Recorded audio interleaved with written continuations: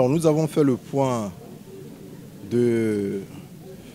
la moisson législative de la 8e session administrative de l'Assemblée nationale en insistant sur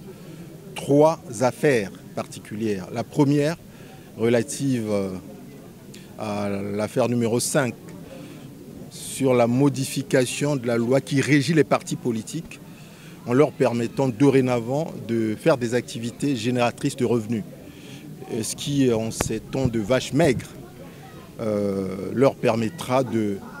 pouvoir se constituer par eux-mêmes des moyens pour faire la politique, en plus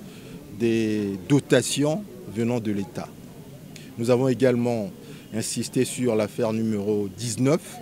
liée à la question d'actualité que nous avions nous-mêmes posée, relative à la suspension par la FIFA de toutes les compétitions internationales de la Fédération congolaise de football.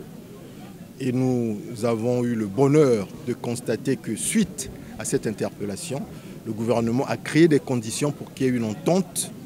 entre la Fédération congolaise de football d'un côté, le gouvernement de l'autre, et la FIFA pour que cette sanction soit levée depuis le 14 mai. Et enfin, nous avons également parlé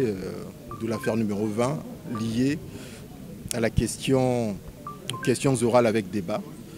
qui a été l'occasion pour nous de revenir sur la question de l'opérationnalisation de la décentralisation, en rappelant que nous avions demandé au gouvernement de faire que le sous-compte qui devait être créé dans les livres de la Banque des États de l'Afrique centrale soit opérationnel. Et le Premier ministre du gouvernement nous avait assuré que ce compte avait déjà été créé et qu'il sera d'ici peu opérationnel. Maintenant, par rapport aux préoccupations des populations liées aux problèmes de transport, aux problèmes des voiries de la ville de Pointe-Noire, comme vous le constatez, les travaux sont en train de se faire à un rythme un peu plus accéléré maintenant et que d'ici quelques mois, vous verrez que tous ces chantiers auront avancé